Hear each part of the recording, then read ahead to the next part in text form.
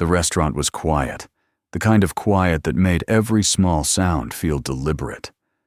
Callum sat across from the woman his best friend had arranged for him to meet tonight, and he did not recognize her. But something in the way she looked at him was wrong. Not wrong like a stranger. Wrong like someone who had been carrying his name in her chest for a very long time without ever saying it out loud. She did not reach for the menu. She did not smile.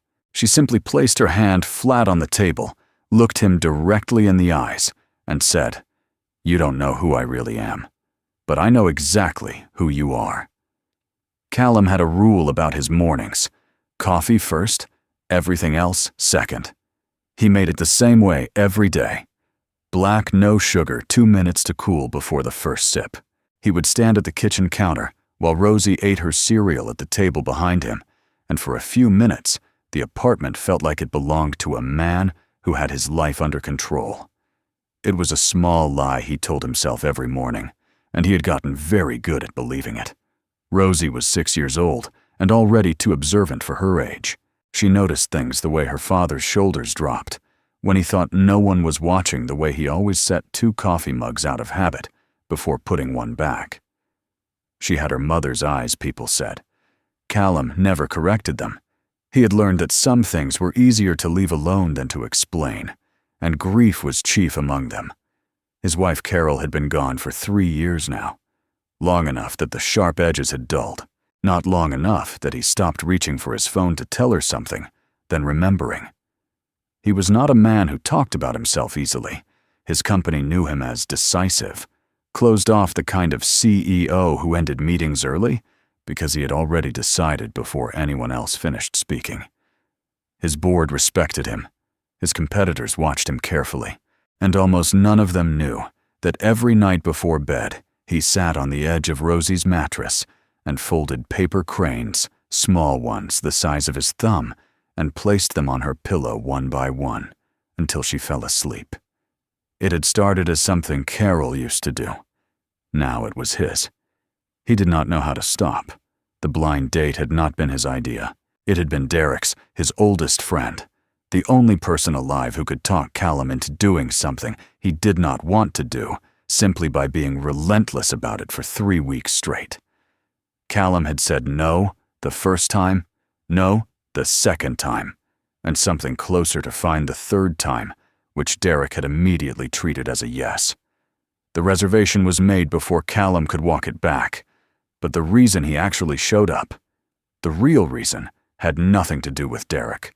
It had to do with something Rosie had said 2 Sundays before while he was washing dishes, and she was sitting on the counter watching him with that particular stillness she had when something was working its way through her mind. She had asked very quietly whether he was lonely. Not sad, lonely. He had told her no, that he had her, that she was more than enough. Rosie had considered this for a moment, then nodded the way she did when she accepted an answer, without quite believing it. She had not brought it up again. But Callum had thought about it every day since, and when Derek called the following week with the name of a restaurant and a time Callum had put on a jacket without arguing. He arrived 4 minutes early, which was his habit. The restaurant was narrow and warm, the kind of place with low lighting and tables set close enough together that you could hear other people's conversations if you tried. A hostess led him toward the back, and he followed her past 2 tables 3 until he saw the woman sitting alone at the far corner booth. She had her hands folded on the table in front of her. Her posture was straight in the way that came not from confidence, but from practice. The posture of someone who had learned to hold themselves together through repetition rather than ease. She was wearing a dark green blouse, simple, no jewelry, except for a small pair of stud earrings. She looked tired in a way that had settled deep, the kind of tired that a good night's sleep no longer fixed. Callum pulled out the chair across from her and sat down. He introduced himself. She told him her name was Nora. He smiled, the careful, measured smile he had learned to produce in social situations, and reached for the menu. Everything was normal. Everything was ordinary. And then he looked up and saw the way she was looking at him, and something in his chest went still. It was not the look of a woman meeting a stranger for the first time. There was no curiosity in it, no first impression assessment, none of the slightly guarded openness that people brought to blind dates. She was looking at him, the way someone looked at a place they had been before, recognition, without warmth, familiarity without comfort. Like she already knew the shape of him, and had spent a long time deciding what to do about it. He opened his mouth to say something, and before he could find the words, she placed her hand flat on the table between them, not reaching toward him, just placing it there, and said what she said. "You don't know who I really am, but I know exactly who you are." Her voice was level, controlled in a way that cost something to maintain. She did not raise it, did not let it waver, did not look away from his face while she said it. And then she picked up her menu and looked down at it, as if she had said nothing more significant than a comment about the weather. Callum did not move for a moment. He looked at her at the top of her head, bent over the menu, at the faint tension in her jaw, at the way her hand had returned to her lap and curled slightly there. He tried to place her. He went through the catalog of faces his memory kept: clients, colleagues, people from conferences, people from his past, and found nothing that matched. She was not someone he recognized. He was certain of it. And yet, she had spoken to him with the absolute assurance of someone who had been waiting a long time to be in the same room as him. He asked her what she meant. She shook her head once, a small movement, and did not look up from the menu. "Let's order first," she said. He had no reasonable response to that. So he opened his own menu and stared at it without reading a single word on the page. The sentence stayed with him, sitting at the back of his mind, like a stone dropped into still water, and the ripples were still moving when the waiter arrived, and he ordered something he would not remember eating. He did not know what she meant. He did not know who she was or where she had seen him before, but he did not stand up and leave, and he understood in some quiet part of himself that he was not going to. Something in her eyes when she had said it, not anger, not accusation, something older than both had reached across the table and held him in place more effectively than anything he could explain. Whatever she knew about him, whatever she had meant by those words, he needed to understand it. And that need, unfamiliar and inconvenient, kept him exactly where he was. The rest of the dinner was ordinary in the way that made Callum uneasy. Nora did not bring up what she had said. She answered his questions about her work, her neighborhood, her mother's health, all of it delivered in a measured tone, like someone who had rehearsed being fine for so long that it had become indistinguishable from the real thing. She had recently lost her job at a marketing firm downtown. Her mother was sick, the kind of sick that required weekly appointments and someone present at the house most evenings. She was covering the rent alone had been for a while. She said all of this without asking for sympathy, which made it land harder than if she had. Callum listened. He was good at listening. It was the thing people least expected from him, given how he presented in every other context.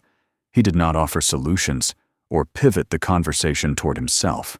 He just listened and watched her and tried to reconcile the woman sitting across from him with the sentence she had dropped on the table at the start of the evening and then left there unexamined. She did not seem unstable. She did not seem like someone playing a game. She seemed like someone carrying something very heavy who had decided for reasons he could not yet see to sit across from him specifically and wait. When the check came, he reached for it. She did not protest, but she did not thank him either, which he found more honest than gratitude would have been. He walked her to the door.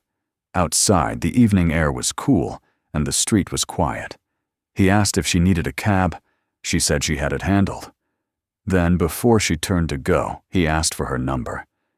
The sentence she had said was still sitting at the back of his mind, and he wasn't ready to let the evening close without understanding it. She looked at him for a moment long enough that he thought she was going to say no, then gave it to him. Just the digits, no explanation attached. She walked away without looking back, and he stood on the sidewalk watching her go, already knowing he was going to text her. He texted her the next morning. Nothing elaborate, just his name and a single line saying he had a good time, which was not entirely accurate, but was not entirely false either. She replied 4 hours later with something brief and neutral. He texted again 2 days after that. She replied faster the second time. By the end of the week, they had agreed to meet for coffee on Saturday morning, and Callum found himself thinking about it more than he had thought about anything unrelated to work or Rosie in a very long time. The coffee place was small, a neighborhood spot with mismatched chairs and a counter that smelled like roasted beans and warm milk. Nora was already there when he arrived, hands wrapped around a ceramic mug looking out the window at the street. She looked different in daylight, still carrying whatever weight she carried everywhere, but less guarded than she had been at the restaurant. Like the careful architecture of the first evening had loosened slightly overnight. He sat down across from her, and this time, there was no opening sentence to throw him off balance, just 2 people and 2 coffees and a Saturday morning, with nowhere urgent to be. He told her about Rosie.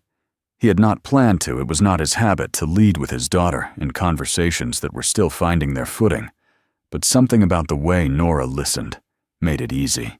He talked about the paper cranes, about the cereal every morning, about the way Rosie had started asking questions he did not always know how to answer.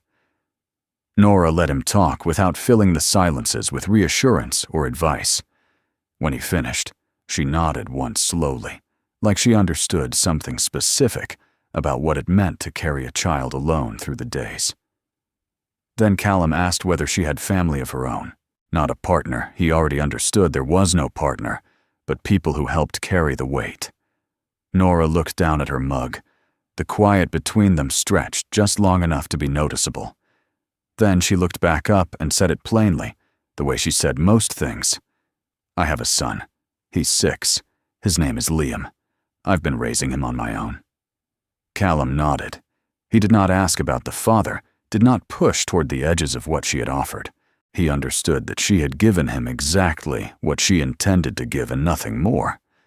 But something shifted in him when she said it. Not dramatically, it was more like a small piece of information that did not quite fit anywhere, yet the way a word sometimes surfaces in your mind, without context, without knowing why it arrived. A son, 6 years old, raising him alone. He did not examine it in the moment. The conversation moved on, and he let it.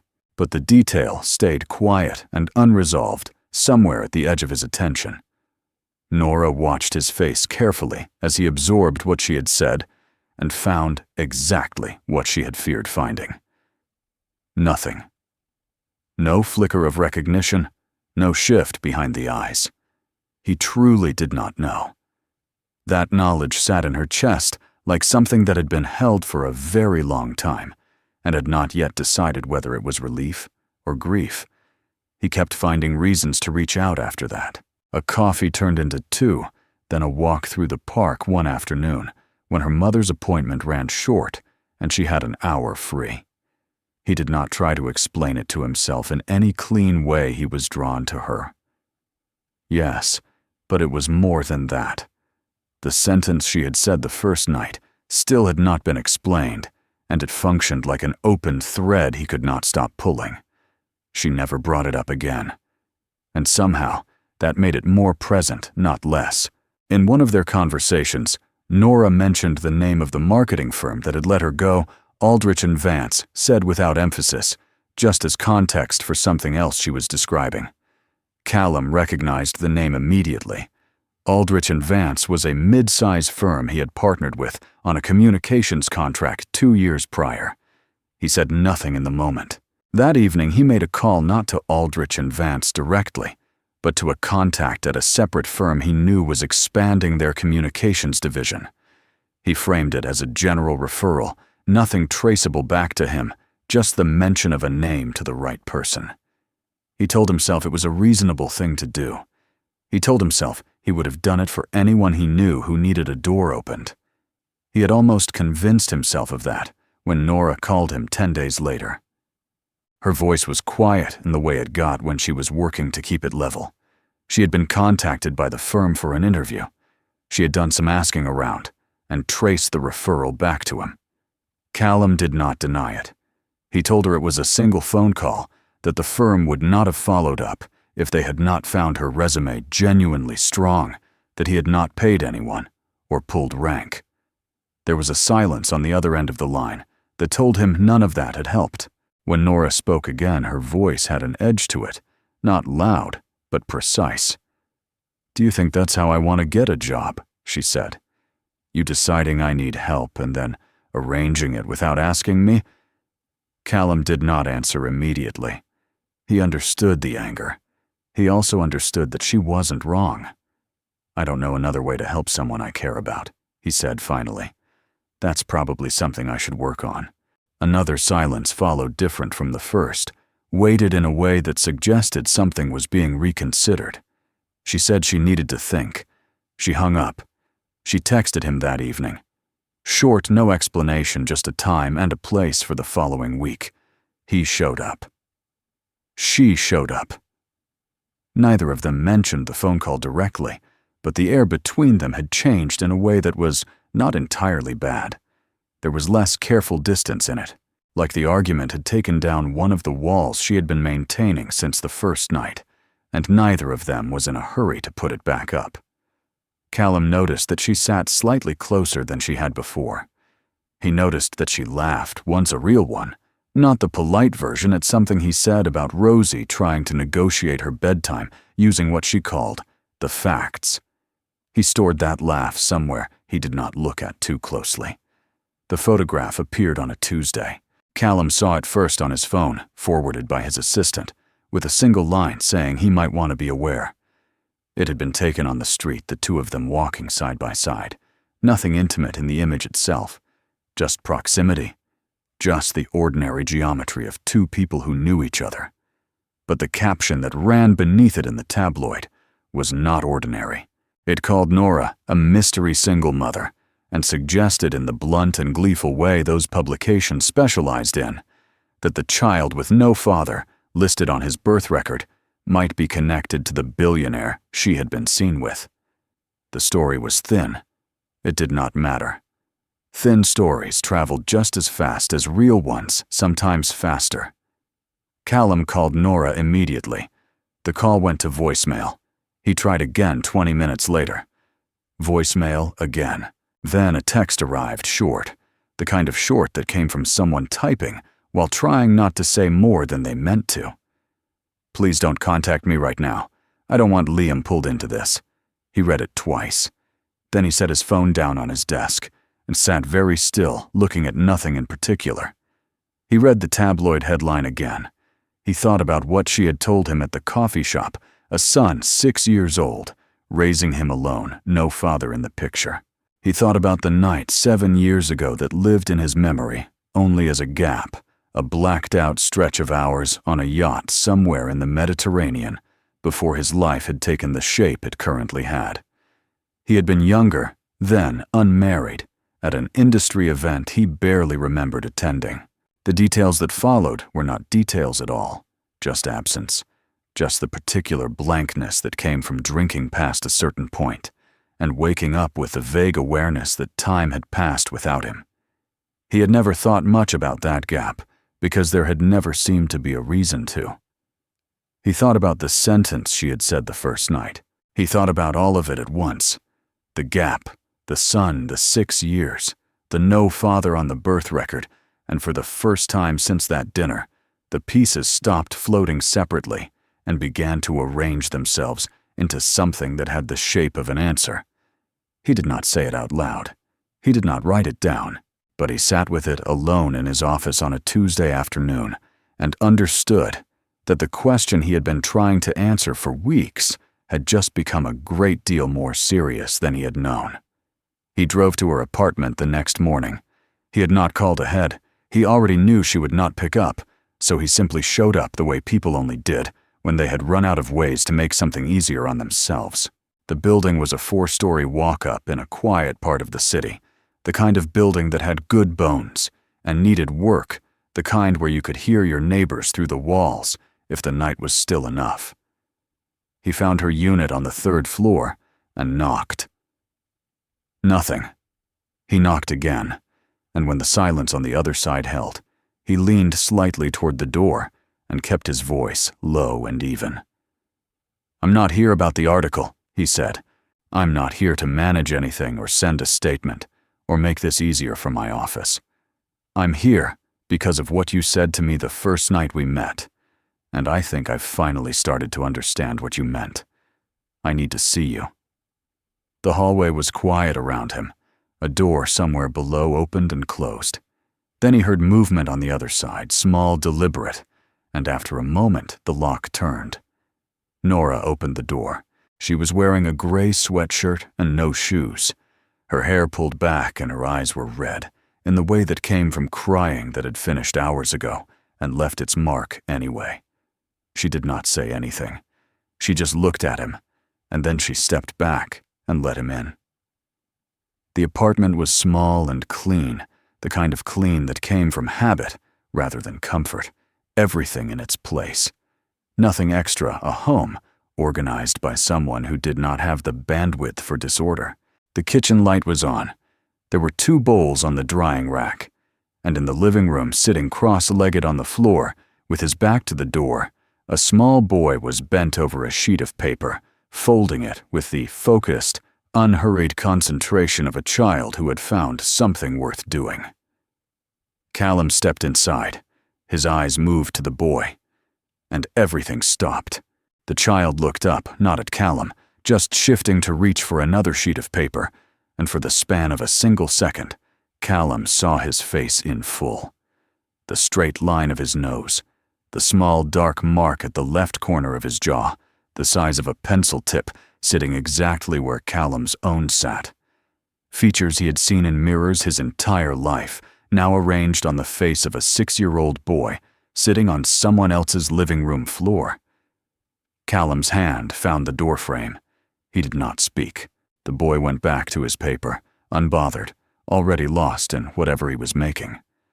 And Callum stood there and understood, without anyone needing to say a single word, what he was looking at. Nora had been watching him. When he finally turned to look at her, she was standing a few feet away with her arms crossed, not defensively, more like she was holding herself together from the outside. Her expression was not readable in any simple way. It was the face of someone who had imagined this moment many times and was now discovering that the real version felt nothing like any of the versions she had rehearsed. Callum did not say anything for a long moment. Then he said quietly, "His name is Liam." It was not a question. Nora nodded once. "He's 6, Callum said. She nodded again.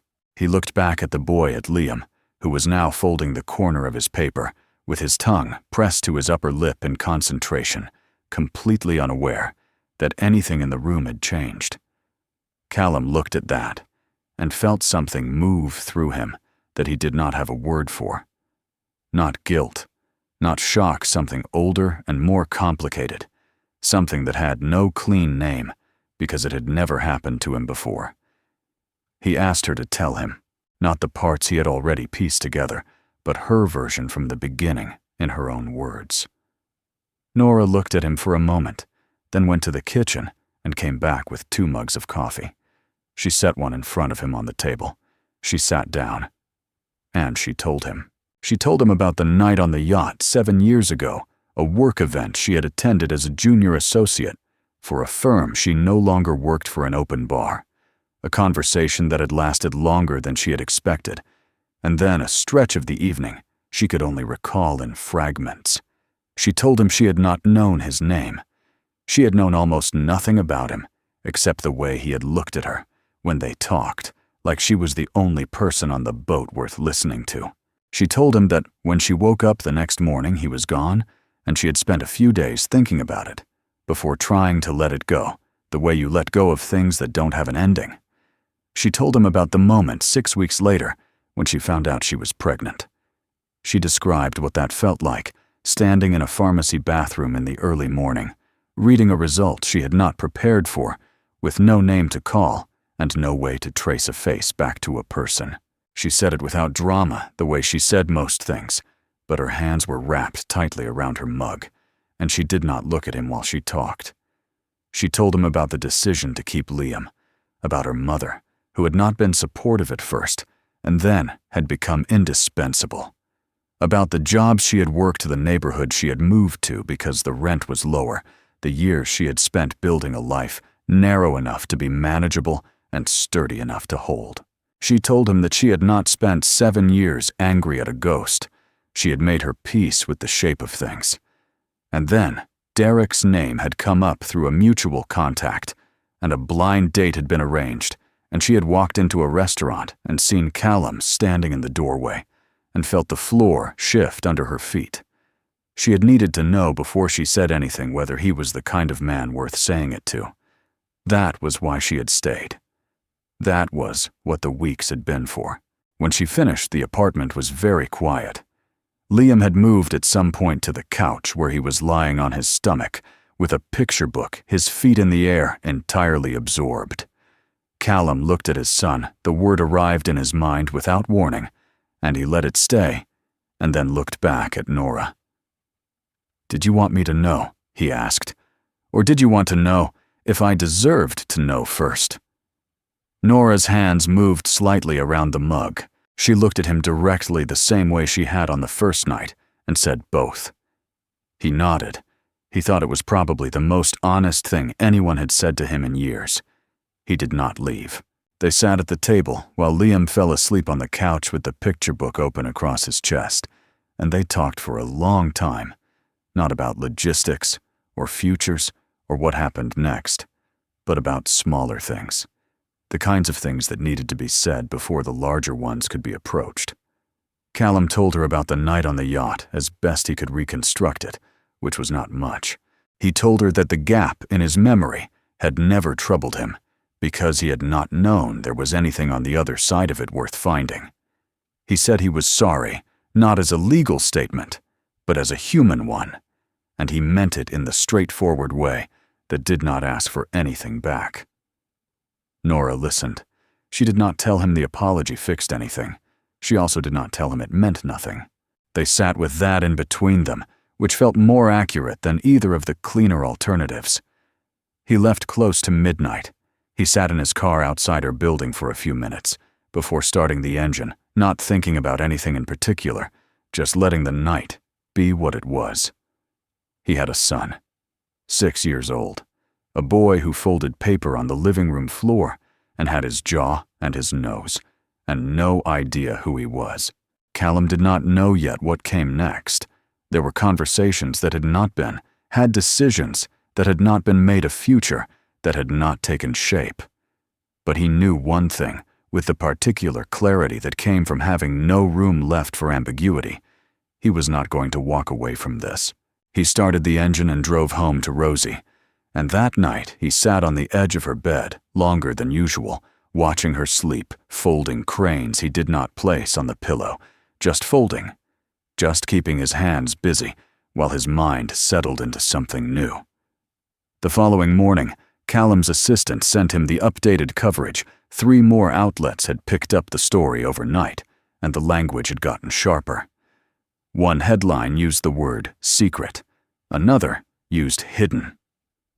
He read them all, then closed his phone and called his assistant back. He said he would be making a statement personally, and that no one from communications needed to be involved. He had spent the drive to the office deciding what he was going to say, and by the time he arrived, he already knew. It did not require preparation. It only required the decision to stop managing things from a distance. He stood in front of the cameras outside his office building at 9 in the morning on a Wednesday. No prepared remarks, no teleprompter, no PR handler standing just off frame. He looked into the nearest lens and said what he had decided to say. Nora is someone I respect. Whatever is being written about her or her son is being written by people who don't know either of them. I do. And anyone who continues to go after her or that child will have to deal with me directly. He did not confirm anything. He did not deny anything. He said what he meant and walked back inside.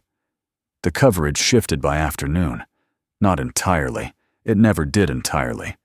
But the tone changed in the way it changed when a subject stopped being passive and became something that could push back.